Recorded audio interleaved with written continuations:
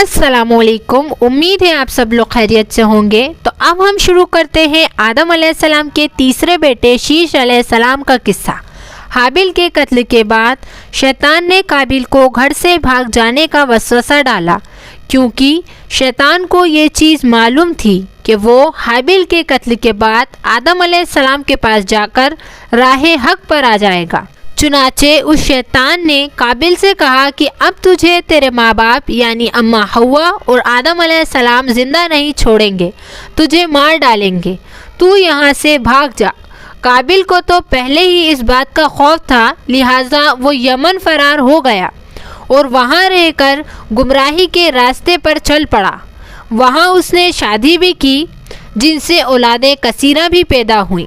قابیل نے اپنے والد سے دینی بغاوت کر کے پہلے آتش پرستی شروع کری، پھر شیطان نے پتھر سے بت بنانے کا ہنر سکھا دیا۔ اللہ کی راہ چھوڑ کر بت پرستی کرنا شروع کر دی۔ دنیا میں قتل، فساد، برے کام، ان سب کی شروعات قابیل نے کی تھی۔ حضرت عبداللہ بن مسعود رضی اللہ عنہ سے روایت ہے کہ رسول اللہ صلی اللہ علیہ وسلم نے فرمایا، دنیا میں جب بھی ظلم سے قتل ہوتا ہے تو اس کا گناہ قابیل کی گردن پر ضرور ہوتا ہے۔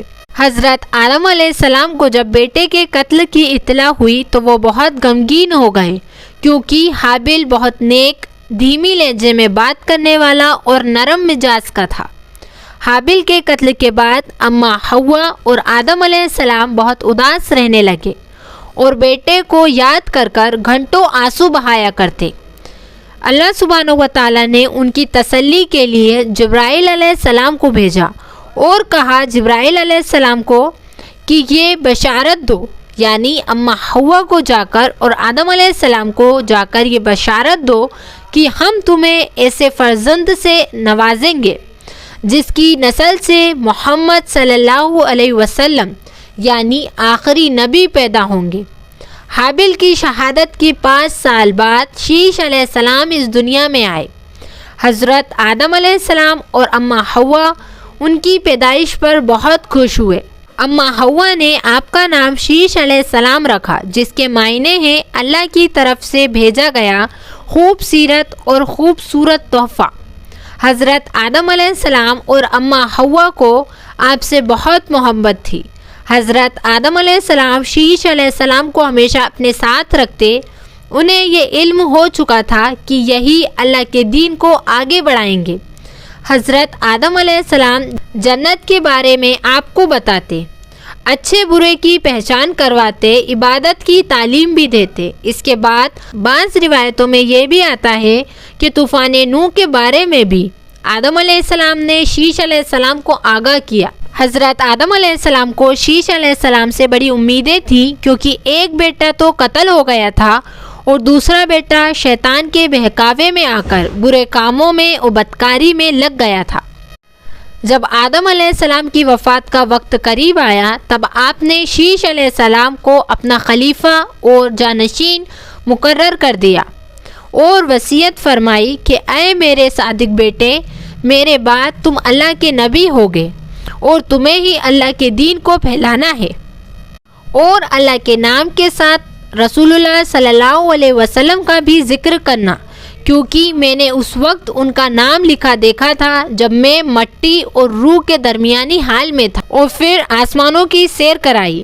آدم علیہ السلام نے آپ کو دن اور رات کی گھڑیوں کی پہچان کروائی۔ حضرت شیش علیہ السلام بڑے ہوئے تو انہوں نے اپنی بہنوں میں سے ایک نیک سیرت عورت جن کا نام مکائلہ تھا، اور بعض روایتوں میں آتا ہے کہ ان کا نام غرورہ بھی تھا، ان سے نکاح فرمایا۔ حضرت آدم علیہ السلام اور حضرت شیش علیہ السلام پہاڑوں پر رہ رہے تھے، جبکہ قابیل دور بستی میں جا بسا تھا۔ آپ 960 سال تک زندہ رہے، یعنی حضرت آدم علیہ السلام جو تھے وہ 960 سال تک زندہ رہے۔ وفات سے پہلے یہ وصیت کی کہ ان کے جسم مبارک کو جبل کیس کے پہاڑ میں رکھ دیا جائے، کیونکہ اس سرزمین پر ایک طوفان آنے والا تھا۔ جب یہ طوفان چلا جائے تو بعد جانے کے مجھے زمین پر دفنا دینا۔ لہٰذا آدم علیہ السلام کی وفات کے بعد بنی شیش نے آپ کو ایک تابوت میں رکھ دیا اور جبل کیس میں رکھ دیا۔ کہتے ہیں کہ جبل کیس کے باہر بنی شیش پہرا دیتے تھے اور بنی قابل وہاں حملہ کرتے تھے تاکہ ان کو بنو قابل تک لے جائے، لیکن طوفان نوح تک یہ تابوت حضرت آدم علیہ السلام کے جانشین بنی شیش کے پاس ہی رہا۔ حضرت آدم علیہ السلام کی وفات کے 1 سال بعد اماں حوا بھی وفات پا گئیں۔ روایتوں کے مطابق جب اماں حوا علیہ السلام کی وفات ہوئی اس وقت آپ کی اولادوں کی تعداد 40,000 تک پہنچ گئی تھی۔ حضرت شیش علیہ السلام اپنی اولادوں کی تربیت میں لگے رہے اور ان کو بنی قابل کی طرف جانے سے انکار فرماتے رہے کیونکہ وہ لوگ برائیوں میں مبتلا ہو گئے تھے۔ دوسری طرف قابل کی نسل بہت بڑھ چکی تھی، ایک طرف بنی قابل تو دوسری طرف بنی شیش۔ بنی قابل شیطان کی راہ پر چلنے والے، فساد پھیلانے والے تھے، دوسری طرف بنی شیش جو زمین پر مویشیاں چراتے اور اللہ کی تسبیح بیان کرتے۔ وقت گزرتا گیا، اولاد آدم پروان چڑھتی گئیں، نئی نئی بستیاں، نئی نئی زندگی گزارنے کے طریقے اللہ کے حکم سے ایجاد ہوتے گئے۔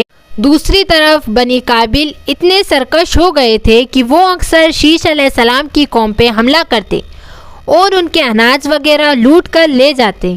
ان دونوں کے درمیان جنگ بھی ہوئی اور وہ جنگ اس بات پر ہوئی تھی کہ قابل اپنے بیٹے کی شادی شیش علیہ السلام کی بیٹی سے کرنا چاہتا تھا، لیکن حضرت شیش علیہ السلام نے انکار کر دیا، جس پر ایک دن بنی قابل کے کچھ لوگ شیش علیہ السلام کی طرف سے ایک لڑکی کو اٹھا کر لے گئے، جس پر بنی شیش نے قابل کے علاقوں پر حملہ کیا اور ایک سخت جنگ کے بعد بنی قابل کو شکست دی۔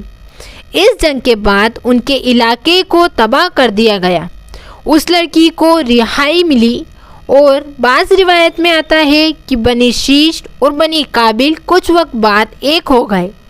حضرت ابن عباس نے عرض کیا کہ اس وقت 2 نسلیں آباد تھیں، ایک پہاڑ پر تو دوسری زمین پر۔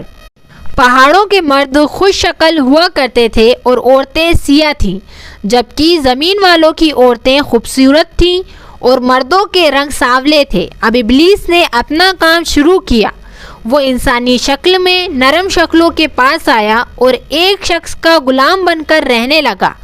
پھر اس نے باسوری شکل کی ایک چیز ایجاد کی اور اس کو بجانے لگا۔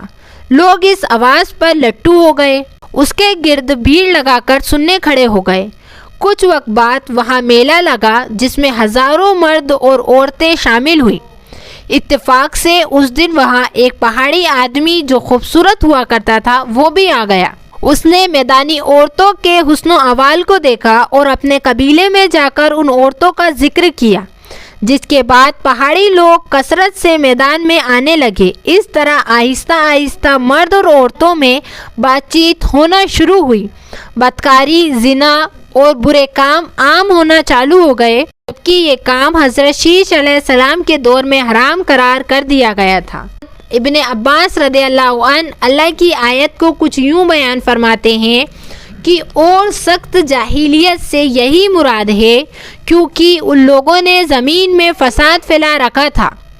شیش علیہ السلام اپنی قوم کے لوگوں کو سمجھاتے رہے کہ وہ ان فسادی لوگوں کے ساتھ میل جول نہ رکھیں، لیکن شیطان ان کو مسلسل بھڑکاتا رہا اور شیش علیہ السلام کے ساتھ چند لوگ رہ گئے تھے اور قابل کی قوم میں بہت اضافہ ہو گیا تھا۔